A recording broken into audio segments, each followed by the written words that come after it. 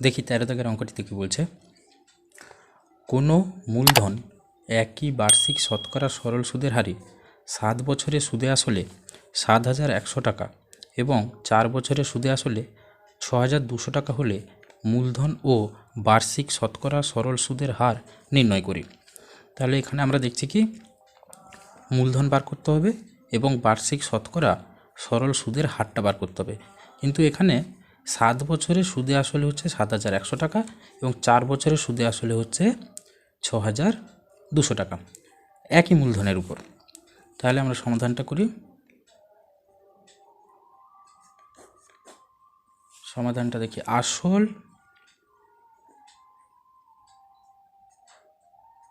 Plus 7 বছরের সুদ সমান 7,100 টাকা। 7 বছরের সুদে আসলে 7,100, অর্থাৎ আসল প্লাস 7 বছরের সুদ সমান 7,100 টাকা। আবার আসল প্লাস 4 বছরের সুদ সমান 6,200 টাকা। এখানে বলেছিল 4 বছরের সুদে আসলে 6,200 টাকা, অর্থাৎ আসল প্লাস 4 বছরের সুদ সমান 6,200 টাকা। এবারে কি করব, বিয়োগ। তাহলে বিয়োগ করে পাই। তাহলে বিয়োগ করলে সাইনগুলো চেঞ্জ হয়ে যাবে, প্লাসটা মাইনাস। তাহলে আসল কেটে গেল। তাহলে 7 থেকে 4 বাদ দিলে 3। তাহলে 3 বছরের সুদ সমান 0,0,9 আর এখানে 9, তাহলে 3 বছরের সুদ 900 টাকা। এবার তাহলে আমরা কি পেলাম, 3 বছরের সুদ 900 টাকা। তাহলে 1 বছরের সুদ 900/3 টাকা। যে কোনো একটা 7 বছরের সুদ অথবা 4 বছরের সুদ, যে কোনো একটা বছরের সুদ বার করব। আমি ধরো 7 বছরে বার করলাম। তাহলে 7 বছরের সুদ 900/3 × 7 টাকা সমান 3 3 9, 300, 7 3 2100 টাকা। তাহলে আমরা কি পেলাম, 7 বছরের সুদ 2100 টাকা। এবারে অতএব আসল সমান, তাহলে 7 বছরের সুদ হচ্ছে 2100 টাকা, কিন্তু 7 বছরের সুদে আসলে 7,100 টাকা। তাহলে 7 বছরের আসল কত না 7,100 মাইনাস 2,100 টাকা সমান বিয়োগ করলে হবে 5,000 টাকা। এবারে আমরা তাহলে মূলধনটা পেয়ে গেলাম, অর্থাৎ আসল মূলধন পেয়ে গেলাম 5,000 টাকা। এবারে বার্ষিক শতকরা সরল সুদের হারটা নির্ণয় করব। তাহলে ধরি বার্ষিক সরল সুদের হার 8%। অতএব সূত্র অনুযায়ী I = PRT/100। তাহলে এখানে আমরা কি দেখছি, এখানে P অর্থাৎ আসল সমান 5,000 টাকা।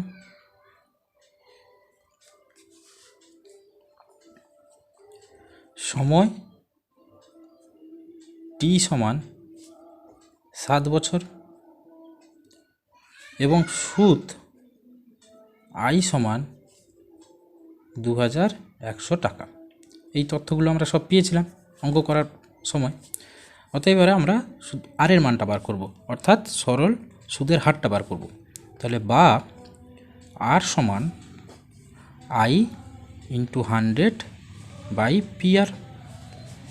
তাহলে বা আর সমান I সমান কত 2,100 × 100/P হচ্ছে 5,000, অর্থাৎ আসল 5,000 × আর হচ্ছে, আমরা আর বলছি এখানে ভুল করেছি আমি একটু, টি হবে বাই টি মানে সময়, তাহলে সময় হচ্ছে 7। এবার আমরা কাটাকাটি করে নেবো, তাহলে উপরে 100 দুটো শূন্য, নিচে 5000-এর দুটো শূন্য, এখানে 2100-এর একটা শূন্য, আর এদিকে নিচে একটা শূন্য। এবারে 7 3 21 30, 5 6 30, তাহলে বা আর সমান 6। তাহলে হয়ে গেল আর সমান 6, মানে আমাদের বেরিয়ে গেল কি বার্ষিক সরল সুদের হার 6% বেরিয়ে গেল। অতএব উত্তরটা কি লিখব, যে মূলধনের পরিমাণ 5000 টাকা এবং বার্ষিক সরল সুদের হার 6%।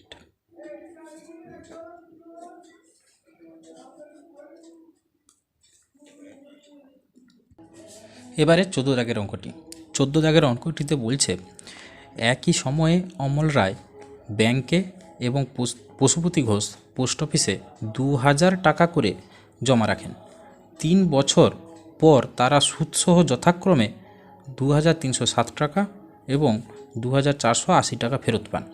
ব্যাংক ও পোস্ট অফিসে বার্ষিক সরল সুদের হারের অনুপাত কত হবে হিসাব করে লিখি। তাহলে আমরা দেখছি অমল রায় ব্যাংকে টাকাটা রেখেছেন আর পশুপতি ঘোষ রেখেছেন পোস্ট অফিসে, সেখানে 2000 টাকা করে দুজন রেখেছে। কিন্তু অমল রায় যে টাকাটা পেয়েছে সুদসহ অর্থাৎ 2360 টাকা, পশুপতি ঘোষ কিন্তু একটু বেশি পরিমাণ টাকা পেয়েছেন সুদসহ 2480 টাকা। দুজনের মূলধন কিন্তু একই 2000 এবং দুজন 3 বছরের জন্য টাকাটা রেখেছিলেন। তাহলে এর দ্বারা আমরা বুঝতে পারছি নিশ্চয়ই ব্যাংক ও পোস্ট অফিসের মধ্যে সরল সুদের হারের পরিমাণটা বেশি কম আছে। অর্থাৎ আমরা দেখছি কি যে পোস্ট অফিসে ব্যাংকের তুলনায় সরল সুদের হারটা বেশি, সেইটা কত আমরা বার করব। তাহলে দেখা যাক সমাধানটা করে। সমাধান, তাহলে ধরি ব্যাংকে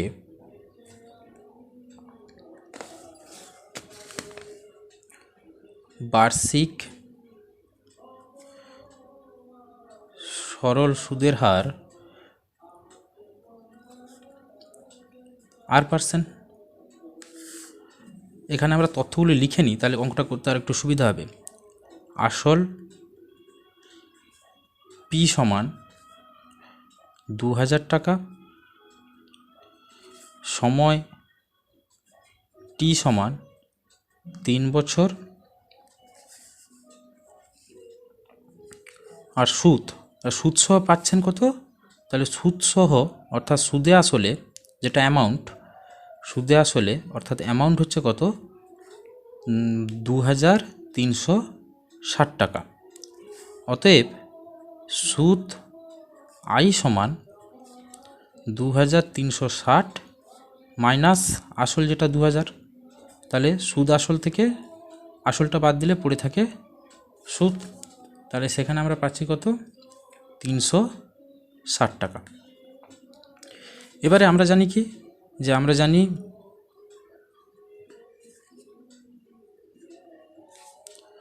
I equal to PRT by 100, বা আমাদের বের করতে হবে আর এর মানটা, রেট অফ ইন্টারেস্ট, অর্থাৎ আর সমান I ইন্টু 100 বাই PT, বা আর সমান আইয়ের মানটা হচ্ছে 360 ইন্টু 100 বাই পি হচ্ছে 2000 ইন্টু টি হচ্ছে 3।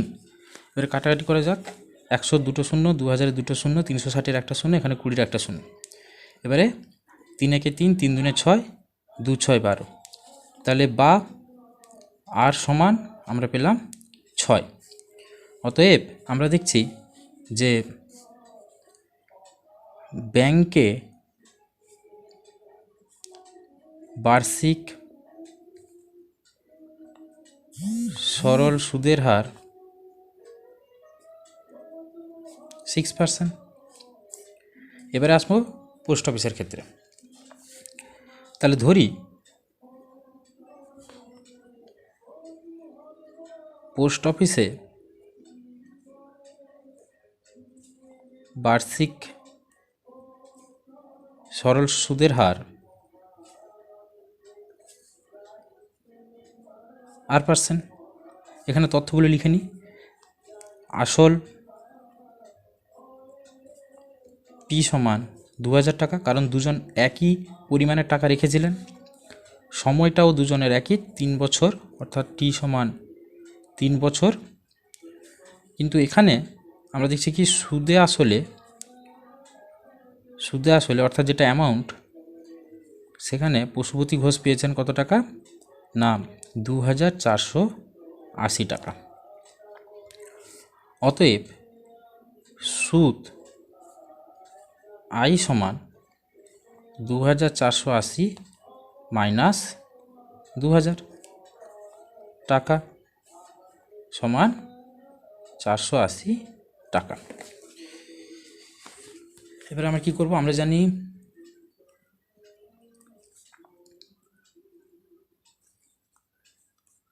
I is equal to PRT by 100, বা আমরা এখানে কার মানটা বার করব, আর এর মানটা, সুদের হার। অতএব আর সমান I ইন্টু 100 বাই পিটি, বা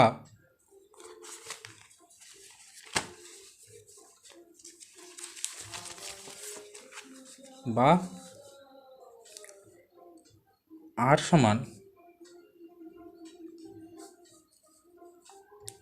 480 ইন্টু 100 বাই 2000 ইন্টু 3। তাহলে এখানে 100 দুটো শূন্য, 2000-এর দুটো শূন্য, 480-র একটা, 20-র একটা। তাহলে 2 দিয়ে কাটলে 2 দুনে 4, 2 4-এ 8, 3 8-এ 24। তাহলে বা আর সমান 8। অতএব পোস্ট অফিসে বার্ষিক সরল সুদের হার 8%। তাহলে আমরা কি দেখেছিলাম, যে আমরা দেখেছিলাম ব্যাংকের সরল সুদের হার 6%, আর এখানে পোস্ট অফিসে সরল সুদের হার বেরোলো 8%। তাহলে আমরা বুঝতে পারছি নিশ্চয়ই পোস্ট অফিসে সুদের পরিমাণ বেশি বলেই পশুপতি ঘোষ নিশ্চয়ই সুদসহ তিনি বেশি টাকা পেয়েছিলেন, 2480 টাকা পেয়েছিলেন অমল রায়ের অপেক্ষা।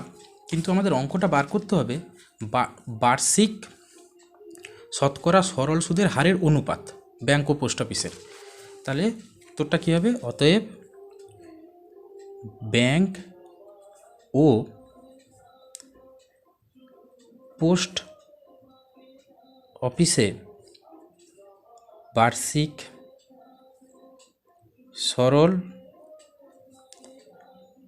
সুদের হারের অনুপাত সমান 6:8। তাহলে 6:8 সমান 2 3 6, 2 4 8। তাহলে এটাই হচ্ছে অ্যান্সার।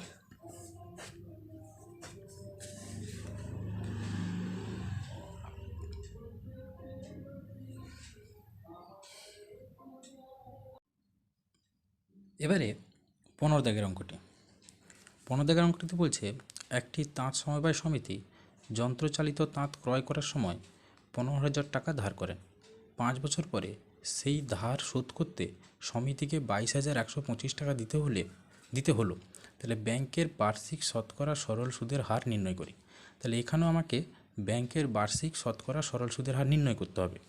যাই হোক, আমরা দেখছি কি তথ্য কী পাচ্ছি না, সমবায় সমিতি যন্ত্রচালিত তাঁত কেনার সময় 15,000 টাকা ধার নিয়েছিলেন। তাহলে এটা হচ্ছে আসল যে পরিমাণ টাকাটা ধার নিয়েছিল, অর্থাৎ 15,000 টাকা। কত বছরের জন্য, 5 বছরের জন্য। 5 বছর পরে তাকে শোধ করতে হচ্ছে 22,125 টাকা, অর্থাৎ এই 22,125 টাকাটা হচ্ছে কি সুদ আর আসল মিলে।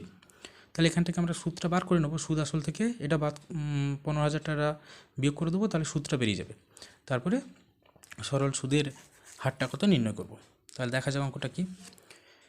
এবারে অঙ্কটাতে আমরা তথ্য কী পেয়েছি, তথ্য পেয়েছি আসল 15,000 টাকা, অর্থাৎ যেটা ধার করেছিল সমিতি। সুদসহ তাকে শোধ করতে হচ্ছে 22,000, সুদসহ শোধ করতে হচ্ছে 22,125 টাকা। এটা সুদসহ শোধ করতে হচ্ছে। তাহলে সুদ কত? সুদ আয় সমান আমরা সুদসহ কত 22,125, সেখান থেকে আসলের পরিমাণ 15,000 টাকা বিয়োগ করে দিলাম, তাহলে পেলাম কত 7,125 টাকা। এটা হচ্ছে মোট সুদ।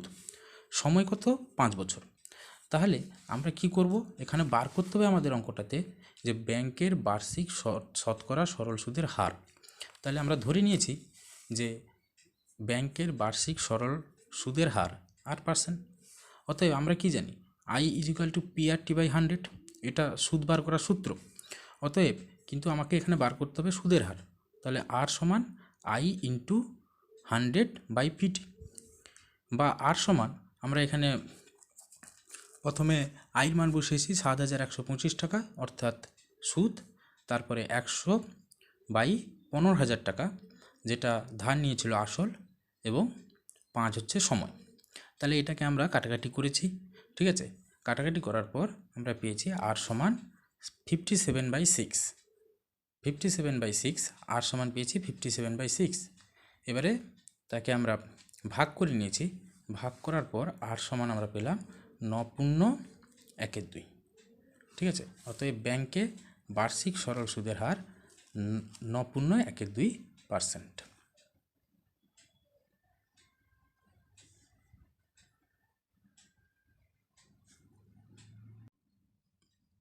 এবারে 15 দাগের অঙ্কটি।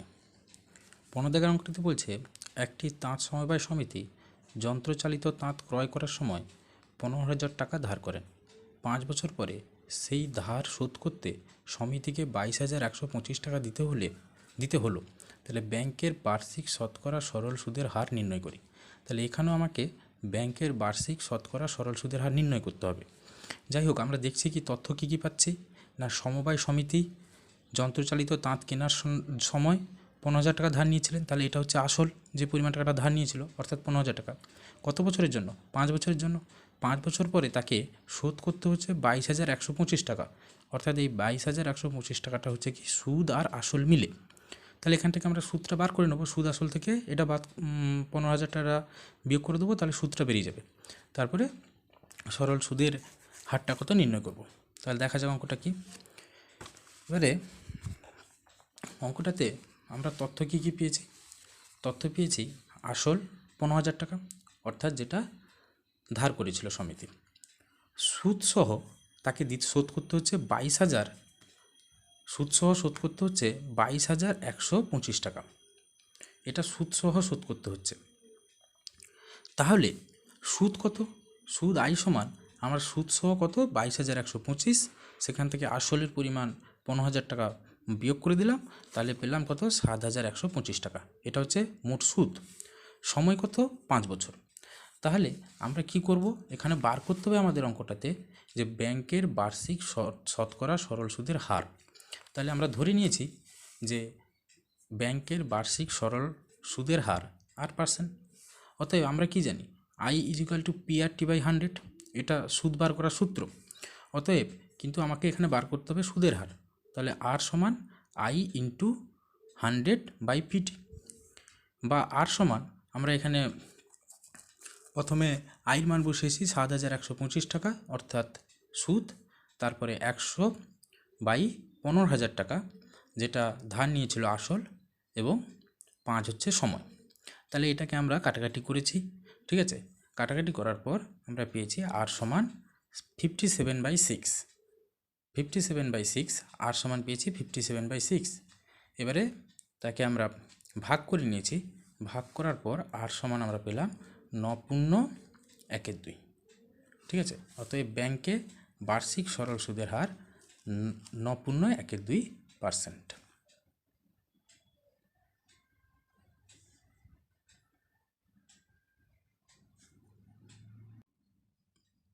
এবারে 15 দাগের অঙ্কটি।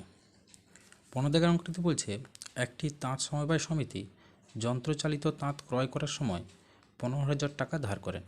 5 বছর পরে সেই ধার শোধ করতে সমিতিকে 22,125 টাকা দিতে হলো।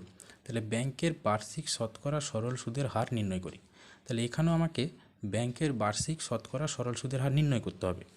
যাই হোক, আমরা দেখছি কি তথ্য কী পাচ্ছি না, সমবায় সমিতি যন্ত্রচালিত তাঁত কেনার সময় 15,000 টাকা ধার নিয়েছিলেন। তাহলে এটা হচ্ছে আসল যে পরিমাণ টাকাটা ধার নিয়েছিল, অর্থাৎ 15,000 টাকা। কত বছরের জন্য? 5 বছরের জন্য। 5 বছর পরে তাকে শোধ করতে হচ্ছে 22,125 টাকা, অর্থাৎ এই 22,125 টাকাটা হচ্ছে কি সুদ আর আসল মিলে।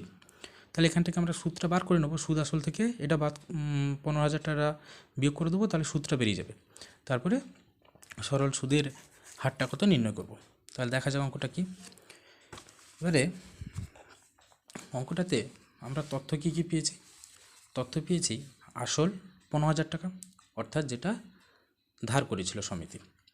সুদসহ তাকে শোধ করতে হচ্ছে 22,000, সুদসহ শোধ করতে হচ্ছে 22,125 টাকা। এটা সুদসহ শোধ করতে হচ্ছে। তাহলে সুদ কত? সুদ আই সমান আমার সুদসহ কত? 22,125, সেখান থেকে আসলের পরিমাণ 15,000 টাকা বিয়োগ করে দিলাম, তাহলে পেলাম কত? 7,125 টাকা। এটা হচ্ছে মোট সুদ। সময় কত? 5 বছর। তাহলে আমরা কি করব? এখানে বার করতে হবে আমাদের অঙ্কটাতে যে ব্যাংকের বার্ষিক শতকরা সরল সুদের হার। তাহলে আমরা ধরে নিয়েছি যে ব্যাংকের বার্ষিক সরল সুদের হার 8%। অতএব আমরা কি জানি? I=PRT/100, এটা সুদ বার করার সূত্র। অতএব কিন্তু আমাকে এখানে বার করতে হবে সুদের হার। তাহলে R সমান I×100/PT, বা R সমান আমরা এখানে প্রথমে আইর মান বসিয়েছি 7,125 টাকা, অর্থাৎ সুদ, তারপরে 100/15,000 টাকা যেটা ধার নিয়েছিল আসল, এবং 5 হচ্ছে সময়। তাহলে এটাকে আমরা কাটাকাটি করেছি, ঠিক আছে। কাটাকাটি করার পর আমরা পেয়েছি R সমান 57/6, 57/6, R সমান পেয়েছি 57/6। এবারে তাকে আমরা ভাগ করে নিয়েছি, ভাগ করার পর R সমান আমরা পেলাম 9×1/2, ঠিক আছে। অতএব ব্যাংকে বার্ষিক সরল সুদের হার 9×1/2%।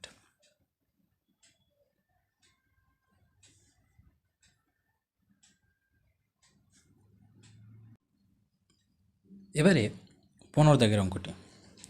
15 দাগের অঙ্কটিতে বলছে একটি তাঁত সমবায় সমিতি যন্ত্রচালিত তাঁত ক্রয় করার সময় 15,000 টাকা ধার করেন।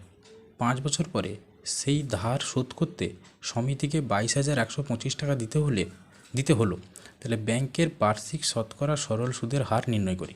তাহলে এখানেও আমাকে ব্যাংকের বার্ষিক শতকরা সরল সুদের হার নির্ণয় করতে হবে। যাই হোক, আমরা দেখছি কি তথ্য কী পাচ্ছি না, সমবায় সমিতি যন্ত্রচালিত তাঁত কেনার সময় 15,000 টাকা ধার নিয়েছিলেন। তাহলে এটা হচ্ছে আসল যে পরিমাণ টাকাটা ধার নিয়েছিল, অর্থাৎ 15,000 টাকা। কত বছরের জন্য? 5 বছরের জন্য। 5 বছর পরে তাকে শোধ করতে হচ্ছে 22,125 টাকা, অর্থাৎ এই 22,125 টাকাটা হচ্ছে কি সুদ আর আসল মিলে। তাহলে এখান থেকে আমরা সুদটা বার করে নেবো, সুদ আসল থেকে এটা বাদ 15,000 টাকা বিয়োগ করে দেবো, তাহলে সুদটা বেরিয়ে যাবে।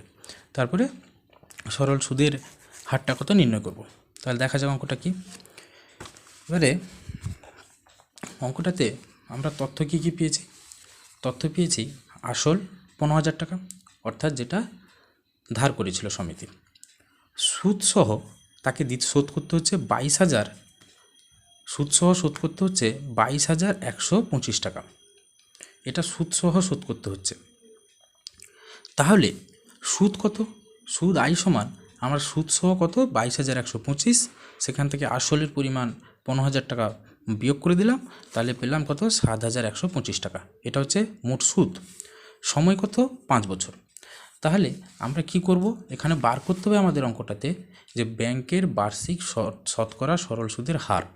তাহলে আমরা ধরে নিয়েছি যে ব্যাংকের বার্ষিক সরল সুদের হার 8%। অতএব আমরা কি জানি? I=PRT/100, এটা সুদ বার করার সূত্র। অতএব কিন্তু আমাকে এখানে বার করতে হবে সুদের হার। তাহলে R সমান I×100/PT, বা R সমান আমরা এখানে প্রথমে আইর মান বসিয়েছি 7,125 টাকা, অর্থাৎ সুদ, তারপরে 100/15,000 টাকা যেটা ধার নিয়েছিল আসল, এবং 5 হচ্ছে সময়। তাহলে এটাকে আমরা কাটাকাটি করেছি, ঠিক আছে। কাটাকাটি করার পর আমরা পেয়েছি আর সমান 57/6। 57/6 আর সমান পেয়েছি 57/6। এবারে তাকে আমরা ভাগ করে নিয়েছি, ভাগ করার পর আর সমান আমরা পেলাম 9.1/2। ঠিক আছে, অতএব ব্যাংকে বার্ষিক সরল সুদের হার 9.1২%।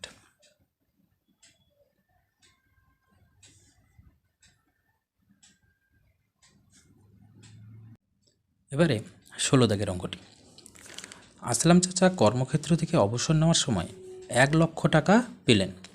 ওই টাকার কিছুটা ব্যাংকে ও বাকিটা পোস্ট অফিসে জমা রাখেন এবং প্রতি বছর সুদ বাবদ মোট 5,400 টাকা পান। ব্যাংকের ও পোস্ট অফিসে বার্ষিক সরল সুদের হার যদি যথাক্রমে 5% ও 6% হয়, তবে তিনি কোথায় কত টাকা জমা রেখেছিলেন হিসাব করে দেখি। তাহলে অঙ্কটিতে আমরা তথ্য পাচ্ছি আসলাম চাচা 1,00,000 টাকা পেয়েছিলেন অবসরের সময়। তাহলে এইটা হচ্ছে তার কি মোট টাকা। তিনি কি করলেন, এই 1,00,000 টাকার কিছুটা অংশ ব্যাংকে রেখে দিলেন আর বাকিটা অংশ তিনি পোস্ট অফিসে রেখে দিলেন। এবং যেহেতু তিনি ব্যাংকে এবং পোস্ট অফিসে রেখেছেন, তাহলে ওখান থেকে তিনি সুদ পাচ্ছেন। তো প্রতি বছর সুদ বাবদ মোট 5,400 টাকা পাচ্ছেন। ওটা ব্যাংক আর পোস্ট অফিস মিলিয়ে 5,400 টাকা পাচ্ছেন।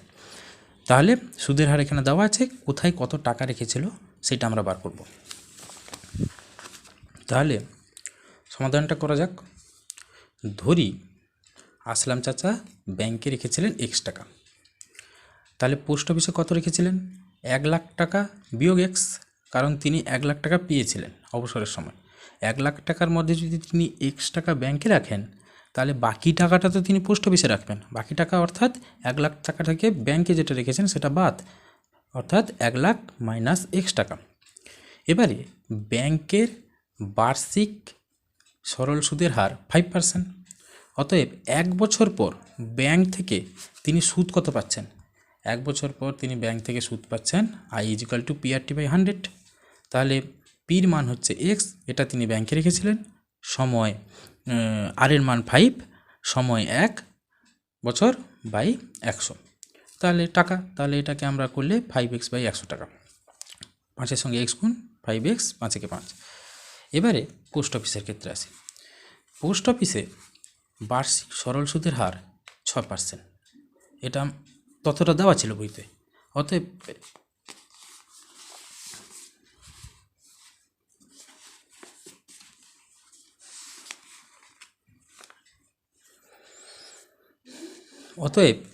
1 বছর পর পোস্ট অফিস থেকে মোট সুদ তিনি পাবেন PRT/100, সুদ বার করার নিয়ম।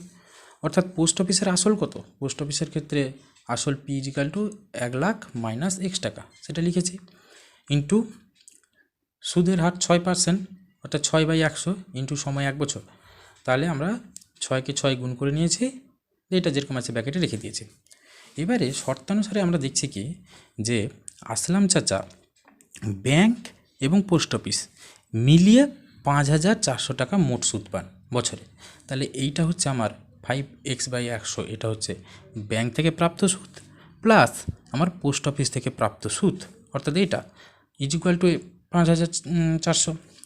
এবারে আমরা কি করেছি, উভয় পক্ষকে 100 দিয়ে গুণ করে দিয়েছি। তাহলে একে 100 দিয়ে গুণ করলে কত হবে 5x, একে 100 দিয়ে গুণ করলে, এটা গুণ করে নিয়েছি 6,00,000 মাইনাস 6x, আর একে 100 দিয়ে গুণ করলে একক দশক শতক হাজার অযুত লক্ষ 5,40,000 টাকা। তাহলে উভয় পক্ষকে আমরা কি করেছি, উভয় পক্ষকে 100 দিয়ে গুণ করে আমরা এই জিনিসটা পেয়েছি। অতএব দেখো এখানে আছে কি -6x, -6x থেকে +5x, তাহলে কত হবে -x, -s = -6,00,000 প্লাস 5,40,000, তাহলে -x = 60,000। তাহলে আমি এদিকে মাইনাস এদিকে মাইনাস কেটে দিলাম, তাহলে x = 60,000। তাহলে আসলাম চাচা ব্যাংকে রেখেছিলেন 60,000 টাকা এবং পোস্ট অফিসে রেখেছিলেন 1,00,000 টাকা তার মোট, সেখান থেকে আমি 60,000 টাকা ব্যাংকে যেটা রেখেছিলেন বাদ দিয়ে দিলাম, তাহলে পড়ে থাকলো 40,000 টাকা। তাহলে আসলাম চাচা পোস্ট অফিসে রেখেছিলেন 40,000 টাকা এবং ব্যাংকে রেখেছিলেন 60,000 টাকা।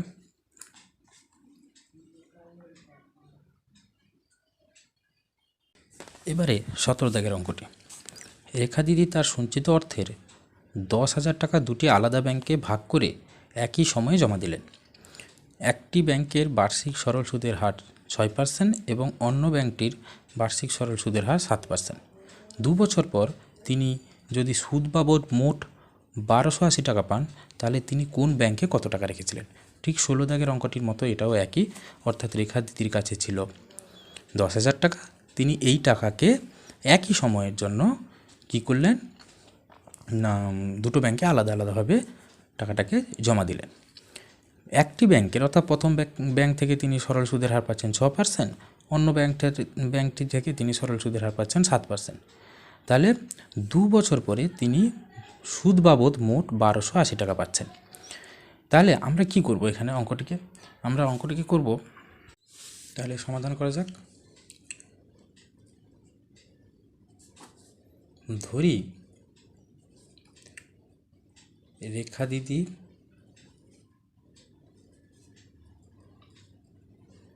প্রথম ব্যাংকে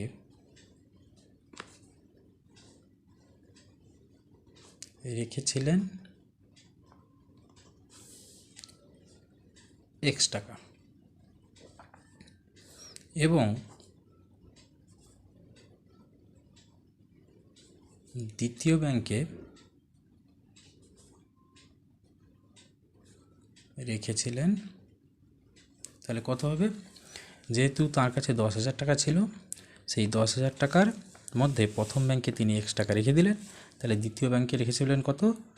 10,000 মাইনাস x টাকা। এবারে আমরা কি করব? প্রথম ব্যাংকের ক্ষেত্রে সরল সুদের হার 6%, তাহলে আমরা এখানে লিখে নেব যে প্রথম ব্যাংকের সরল সুদের হার 6%। তাহলে তিনি টাকাটা কত বছরের জন্য রেখেছিলেন? 2 বছর পর। তাহলে 2 বছর পরে তিনি ওখান থেকে সুদ কত টাকা পাবেন? তাহলে অতএব 2 বছরের শেষে প্রাপ্ত মোট সুদ I সমান PRT/100। তাহলে এখানে P সমান কত? P সমান হচ্ছে এখানে x টাকা প্রথম ব্যাংকের ক্ষেত্রে যেটা রেখেছিলেন, আর এর মান হচ্ছে 6। আচ্ছা, সময় হচ্ছে 2 বছর বাই 100 টাকা, তাহলে সমান কত হবে? 6 দুনে 12 x বাই 100 টাকা। তাহলে এটা 2 বছরের শেষে প্রথম ব্যাংক থেকে প্রাপ্ত মোট সুদ। প্রথম ব্যাংক থেকে প্রাপ্ত মোট সুদ 12x বাই 100, যখন সুদের হার 6%। এবারে দ্বিতীয় ব্যাংকের ক্ষেত্রে দ্বিতীয়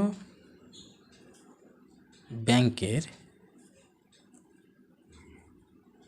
সরল সুদের হার, দ্বিতীয় ব্যাংকের সরল সুদের হার বলেছিল 7%। অতএব 2 বছরের শেষে প্রাপ্ত মোট সুদ I সমান PRT/100। তাহলে এখানে P সমান কত? এখানে P সমান হচ্ছে দ্বিতীয় ব্যাংকে যেই টাকাটা রেখেছিল, অর্থাৎ 10,000 মাইনাস x, এটা হচ্ছে P, ইন্টু আর এর মান এখানে 7, ইন্টু সময় হচ্ছে এখানে 2 বাই 100 টাকা। তাহলে সমান কত হবে? সমান হবে 7 দুনে 14, আর এখানে 1 2 3 4, তাহলে 1 2 3 4 0 মাইনাস 14x বাই 100 টাকা। তাহলে আমরা কি দেখলাম? 2 বছরের শেষে প্রাপ্ত মোট সুদ 12x বাই 100, এটা প্রথম ব্যাংকের ক্ষেত্রে, এবং দ্বিতীয় ব্যাংকের ক্ষেত্রে 2 বছরের শেষে প্রাপ্ত মোট সুদ এই টাকাটা। তাহলে তিনি কিন্তু এখানে অঙ্কটিতে বলেছেন যে তিনি যদি সুদ বাবদ মোট 1280 টাকা পান। তাহলে সুদ বাবদ মোট 2 বছর পরে 1280 টাকা পেয়েছে, অর্থাৎ প্রথম ব্যাংক থেকে প্রাপ্ত সুদ প্লাস দ্বিতীয় ব্যাংক থেকে প্রাপ্ত সুদ সমান 1280। অতএব শর্তানুসারে প্রথম ব্যাংক থেকে প্রাপ্ত সুদ 12x/100 প্লাস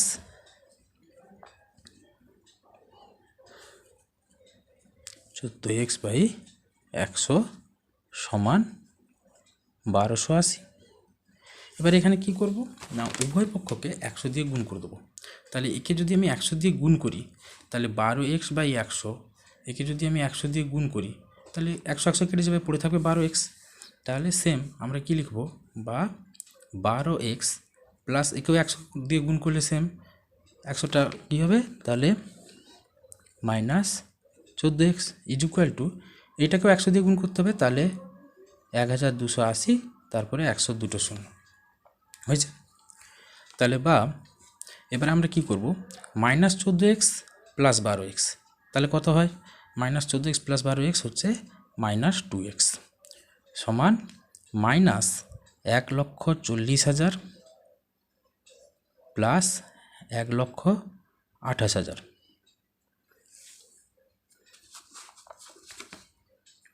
তাহলে বা